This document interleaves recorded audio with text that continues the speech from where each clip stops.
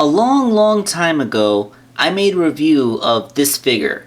It was the Toybiz Video Game Superstars Link figure that came with Epona. This figure was released in the early 2000s, and I personally was lucky enough to find one on a clearance shelf at my local Toys R Us, I think roughly around 2004 or 2005, I don't even remember.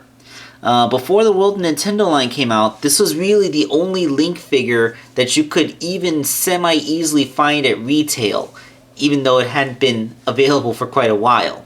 But the thing is, this was only one of 3 figures from this line that was at stores, and by the time I found it, it was the only one left.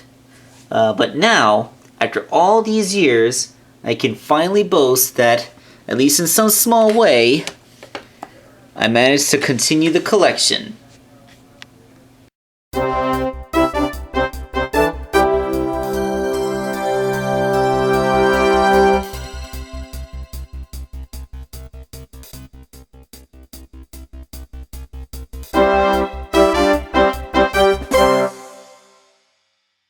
Alright, before we get into the review, I just want to do a really quick overview of this series. It consisted of 3 sets. There was Impa, who came with a young Zelda, Link, and Ganondorf. All 3 of them came with a horse, although Epona is the only named horse.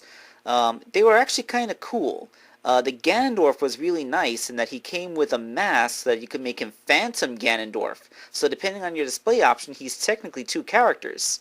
And it was pretty cool that Impa actually came with a young Zelda. As far as I'm aware, this is the only toy that young Zelda ever received, and it was pretty cool that they could both ride the horse at the same time.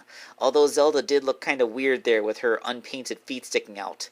Although, at least the feet are sculpted in, so that's more you could say for the World of Nintendo Zelda, am I right? Now, these 3 figures today are unbelievably expensive to find. If you want to get them mint in the box, the whole set is going to run you for like $200. And even if you find a single one complete with the box, it's still going to run you for a ridiculously high amount. This one's like $75, and that's pretty typical. Even if you get a complete set that doesn't have any packaging at all, that's still going to run you well over $50 in most cases. Heck, these figures are so sought after that it can still cost a pretty penny to find them, even if they're slightly damaged or missing accessories. So yeah, if you want to collect these for yourself, good luck and may your eBay foo be strong.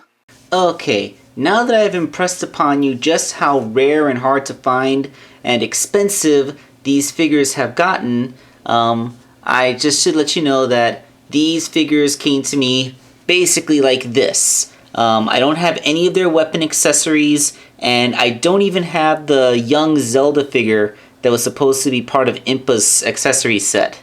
I just could not find that Zelda figure separate, and the only ones that actually had the Zelda figure available at all were complete sets that would have run for, well, you saw the prices when I showed you that little montage. However, I did manage to get one of the accessories. It's somewhat damaged, but I did indeed get Impa's horse from one of my auctions. So let's take a look at her real quick.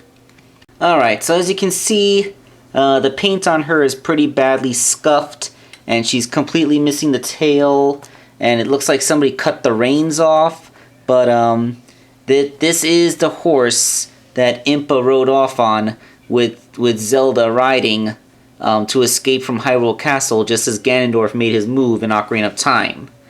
And looking at my completely intact and perfect condition Epona figure, you can see that it's basically the exact same horse mold. I believe that they just cast the same horse and then use and then just change them up with different colors in the plastic or paint, and like the molding of the saddles. These saddles are most likely separate pieces. Like they use relatively hard plastic for the saddle itself, and then soft goods for things like the reins. You can feel that this is like a rubberier plastic. You can feel it on this too, so you can even move that a little bit. So, and I saw in the auctions, I'm almost certain that even Ganondorf's horse is this same mold They just put a lot more armor on it to make it look like that armored warhorse. So that being said, aside from the coloring, the only major difference is the saddle, which has pegs for Impa's legs, and one more peg which you would put the Zelda figure on so she could ride behind her. So the Impa figure, if you look on her back, she has these two holes in the backs of her thighs. You can get her into a sitting position. She looks a little bit silly, but that's what she has these nifty thigh soles for. We'll get to the articulation when I talk about the figure itself. And then you basically just line the holes up, which can be a little bit challenging. I heard some reviewers complain that it was sometimes quite hard to get the holes to line up with the saddle pegs, but it's doable, and there we go. Impa can sit upon the horse. Very, very big horse. This is like a gigantic war horse. I mean, I don't know anything about horses, but do they really breed them this big? Look at how massive the horse is. I mean, I just got her on there, now I'm trying to get her off. I mean, Impa's supposed to be a pretty tall woman from what I understand. And look at that. She barely reaches the horse's chin. Well, like his cheek. I don't know anything about horse anatomy. Alright, so that's the sole accessory that I managed to get. Let's start talking about the figures themselves. Alright, let's begin with Impa, up close.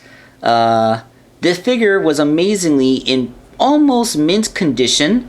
I mean, there's a little bit of paint scraping on her, but I'm actually impressed that she held up so well. It's why I got her off of that particular auction, and not another auction that had her for a bit, that had her by herself but with more scrapes. And you can see she has a switch on her back, and over here is a rounded edge of the switch. This was the attachment point for her sheath and dagger. She came with a dagger accessory. And aside from that, it's just very much the Ocarina of Time version of Impa. So, she has an action gimmick, that switch on her back. If you pull it, it makes her swing her arm. It's kind of silly, but, you know, I guess that was a thing. Other than that, the arm still moves. You can kind of click it into different points, and then the switch still works. So depending on where you leave it clicked, she can move her arm forward or backwards some more. She has a bicep swivel all the way up here near the shoulder. I guess it's a nice place to hide it because it goes in with the sculpt of her costume. Although they could just as easily have put it down here by her wrist, but I guess they went up for shoulder. So I guess that doesn't really do too much, except it moves her bicep around. And of course, on the other side, it's just a regular swivel cut shoulder and a swivel bicep. Her head is on a swivel. And she has swivel cut thighs. It's kind of a V cut, but as you can see, it doesn't go extremely far outward when she puts her leg up, so it's pretty decent. And it has full range in both directions, so that's all well and good. She has a knee, goes just beyond 90 degrees, and she has a thigh swivel. By modern standards, it's all pretty basic, but for the early 2000s when she was made, that's not bad. Especially considering, you know, the line she was in. Getting up close, you can see the details on her are actually pretty good. She has very nice eye makeup, and her hair is sculpted in. Her ears look a little bit weird with their shape, although I can't really say that's inaccurate to the model. She looks kind of happy. In Ocarina of Time, Impa was a very stern woman as far as I was aware. I mean, not only her rather tough physique, I mean, you see she's rather broad-shouldered and she has pretty big muscles. She's obviously a powerfully built Amazonian-type woman. But, yeah, like, Like, I don't know, her facial expression looks kind of gentle. I mean, it's not like Impa was like a really mean person, but she's supposed to project a bit more stern authority, and this facial expression might look a little bit too friendly. Then again, with that goofy, impish grin that they put on Link's face, I guess it could have been worse.